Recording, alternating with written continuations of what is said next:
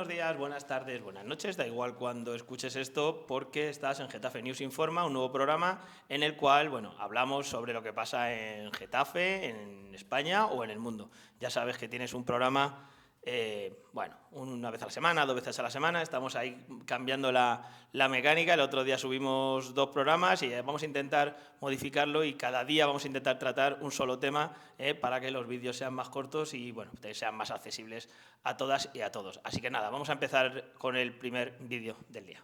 Bueno, vamos directos a las elecciones andaluzas del 17 de mayo. Ojo, porque la noche dejó sorpresas enormes. 55. Esa es literalmente la cifra mágica, el número clave para la mayoría absoluta en el Parlamento. Y a ver, el PP ganó, claro, pero se quedó en 53. Adiós a esa mayoría absoluta. De los 109 escaños, la tarta queda así. El poder está ahora muchísimo más fragmentado. Los contrastes son brutales. El PSOE cae a mínimos históricos, mientras que Adelante Andalucía pega un gran salto. Una locura de nuestro sistema electoral. El partido SALF saca más de 100.000 votos y 0 escaños. Todo este gran terremoto coincidió con una movilización masiva. La participación superó el 64%. En resumen, el PP está obligado a negociar, la izquierda sigue dividida y Vox gana una influencia clave. Así que con las cartas sobre la mesa queda la gran pregunta. ¿Qué alianzas formarán el nuevo gobierno andaluz? Ayer fueron las elecciones en Andalucía y como ya hablábamos la semana pasada, pues hoy toca comentarlas y analizarlas. Y para ello me acompañan hoy en el programa Jesús Prieto. Jesús, buenas tardes. Buenas tardes. Sandra Escudero, hoy sí te presento, buenas tardes. Buenas tardes, José Luis. Elecciones andaluzas. ¿Qué os han parecido? ¿Resultados? Bueno, siempre pasa lo mismo en casi todas las elecciones, en esta más. Yo todavía me pregunto quién ha ganado las elecciones en Andalucía. Porque si tengo que atenerme a la jefa de prensa del Partido Socialista, a los portavoces de otros partidos, no sé quién ha ganado las elecciones. Y yo creo que sí está claro. Es que no solamente ha ganado las elecciones el Partido Popular en una provincia, las ha ganado en las 8 provincias. Las ha ganado en todas las ciudades de más de 100.000 habitantes. Todos los segmentos de población. Es un éxito. No ha tenido la mayoría absoluta. Se ha quitado, curiosamente, la mayor participación en los votos adelante. Es el que le ha quitado, porque los restos, lo habíamos dicho cuando se hablaba de este tema antes de las elecciones, iban a estar muy ajustados en 4 provincias y por muy pocos votos.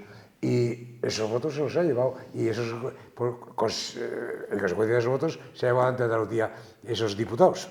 Y le ha quitado la mayoría no le ha quitado la mayoría al Partido Socialista, que ha perdido 2 diputados. No creo que cambie el tercero, que está en cuestión y que depende, que hay una diferencia en Jaén de 200 y pico votos. Si vos ganase esos votos en el recuento por correo, perdería el PSOE de otro diputado. Pero el PSOE ya tiene bastante con lo que se ha llevado encima. Y yo escucho a los dirigentes del PSOE y a los técnicos demoscópicos del PSOE y me asusto con estos resultados, y no son lo mismo, lo sabemos todos, pero sí es una tendencia, que es lo importante, en las municipales. El PSOE de Andalucía, que ha sido la fuerza estructural durante 40 años de Andalucía, en la población, en la sociología, en la sociedad, va a quedar reducido a la mínima expresión. Yo, si fuese el líder del Partido Socialista y fuese un militante socialista, me preocuparía y lucharía porque esto se cambie la dinámica, pero no veo esa posibilidad de cambiar. Algunos están muy contentos porque el PP tiene que contar con Vox. Yo soy anti-Vox, yo no quiero que el PP cuente con Vox. ¿Por qué a algunos socialistas parece que les agrada que Vox condicione la política del Partido Popular? Pues yo creo que hay otra conclusión que es muy importante en estas elecciones y tendencia ya, que es que Vox no es alternativa a la derecha tradicional, que la extrema derecha no es alternativa. Y creo que es una buena noticia, que sí lo es en Francia y en otros muchos países. En España no. Creo que es una buena noticia que dan estas elecciones. Pero no podemos olvidar que es verdad que también se hablaba mucho de que Vox podía bajar en cuanto a porcentaje de votos o en cuanto a votos, sube el número de votos, sube un escaño, un diputado más. Digamos que, como bien dices, no crece, no se puede, parece que ya el ascenso imparable que tenía se detiene, pero sí se consolida en un torno a un 14-15% de voto estructural prácticamente en territorios tan dispares como han sido donde hemos tenido las últimas votaciones. ¿Qué te parece a ti, Sandra, la situación en Andalucía? Pues hombre, yo creo que, como habéis dicho vosotros, es preocupante y por lo que a mí me atañe también el resultado del Partido Socialista en Andalucía, que haya bajado a un suelo electoral del 22%, se consolida para mucho tiempo la imposibilidad de volver a gobernar lo que era un tradicional bastión socialista si lo juntamos con Extremadura. Entonces, en Andalucía aportan muchos escaños, es la comunidad autónoma que más escaños aporta al Parlamento Nacional. Yo no sé si seguimos esta tendencia de aquí a un año, bueno, en un año pueden pasar muchísimas cosas y a lo mejor no se puede extrapolar, pero yo no sé de dónde pueden salir los votos con estas tendencias que estamos teniendo en los últimos tiempos y en las últimas elecciones territoriales para poner un presidente del gobierno del Partido Socialista. ¿Quién ha ganado las elecciones? Nos preguntamos, hombre, pues quién tiene más número de escaños, quién ha tenido más número de votos y quién va a tener la posibilidad de formar gobierno. El único que tiene posibilidad de formar gobierno. O sea que, pero a mí sí que me preocupa mucho la deriva que tiene el Partido Socialista, sobre todo en territorios que han sido hegemónicos. Y habrá que preguntarse por qué la gente vota lo que vota, ¿no? Porque el voto es legítimo, siempre. Vote la gente a quien vote. Es legítimo cuando votan una opción que me gusta y es legítimo cuando no votan una opción que a mí me gusta. Lo que tendrás que hacer es elaborar una estrategia, una campaña, unas actuaciones para volver a tener la confianza de los ciudadanos como se tuvo en el pasado. Es que del año 90 aquí el Partido Socialista ha perdido la mitad de sus votantes.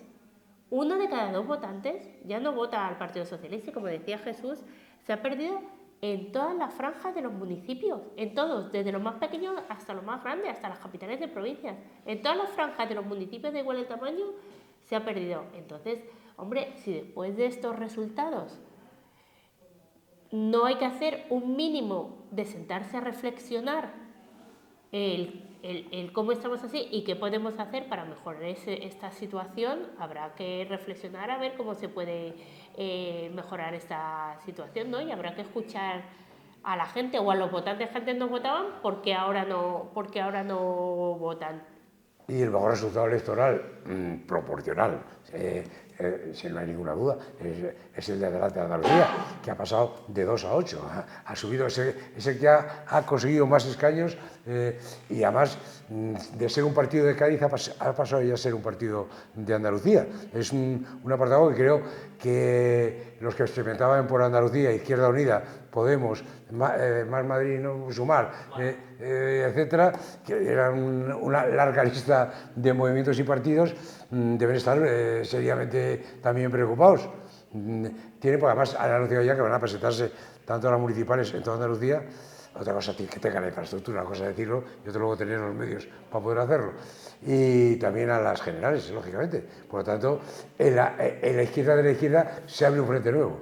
Sí, yo creo que además en el factor que ha supuesto Adelante Andalucía hay una cosa que hablamos mucho, que hablamos también la semana pasada en el programa, y ese es el factor de la credibilidad, que es el que está marcando un poco el voto. Lo que ha conseguido Adelante Andalucía, en mi opinión, son 2 puntos muy importantes. Uno, movilizar a gente que no iba a ir a votar, ¿vale? Eso se ha visto en el resultado, es decir, evidentemente ha rasgado votos, digamos, de la izquierda tradicional, tanto del PSOE como de Por Andalucía, pero no es tanto como los votos que ha conseguido. Es decir, ha conseguido movilizar a un electorado, ese electorado que hemos definido muchas veces aquí como ese electorado enfadado, cansado de las políticas del gobierno, porque en este caso da igual que sea el gobierno tanto del Moreno Bonilla como el de Pedro Sánchez, ha conseguido movilizar un factor de voto. Incluso creo que, decía José Ignacio García hoy en la SER, y creo que tenía razón, que incluso puede haberle quitado una parte de un electorado de enfado a Vox, cansado de algunas actitudes de no gobernar y demás. Creo que así puede haber captado hasta incluso ese voto, con lo cual eso sí podría ser un cambio de tendencia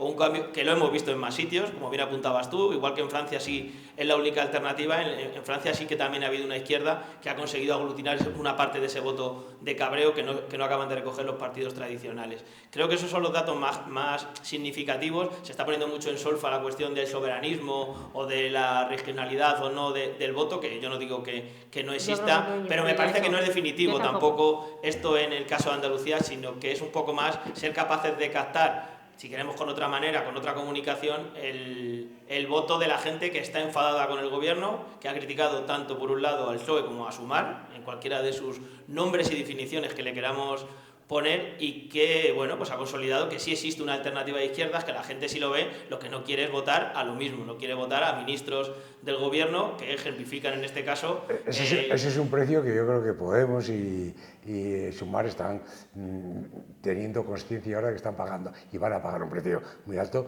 por haber estado en el gobierno.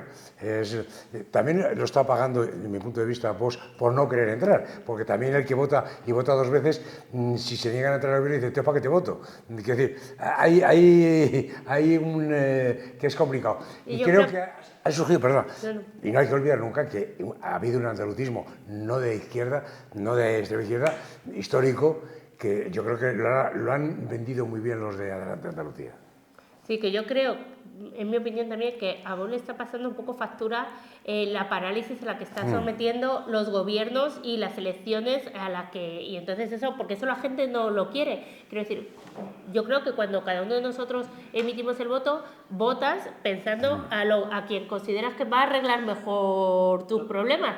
Y yo creo que la gente que vota a Vox los vota porque piensan, aparte del cabreo que puedan tener y tal, pero piensan que es una opción que, bueno, que en un momento determinado puede poner pie en pared y solucionar alguno de los temas. Y sin embargo ve que el hecho de haber paralizado los acuerdos de negociación en diferentes comunidades autónomas en función de un tacticismo electoral que yo creo que no les ha dado los réditos que ellos pensaban en un principio que les iba a dar esa estrategia, y así se ha visto en Andalucía. Yo creo que ellos pensaban en Andalucía en un momento determinado subir más de lo que han subido e incluso llegar a ser la segunda fuerza política, que bueno, lo ha conseguido en Almería, que ya es un logro, y muchos municipios han sido segunda fuerza, quiero decir, es un gran logro, pero yo creo que estaba por debajo de las expectativas, y creo que eso ha sido fruto de la parálisis administrativa a la que han sometido las diferentes comunidades autónomas. Y lo último ya es que me preocupa que el PSOE,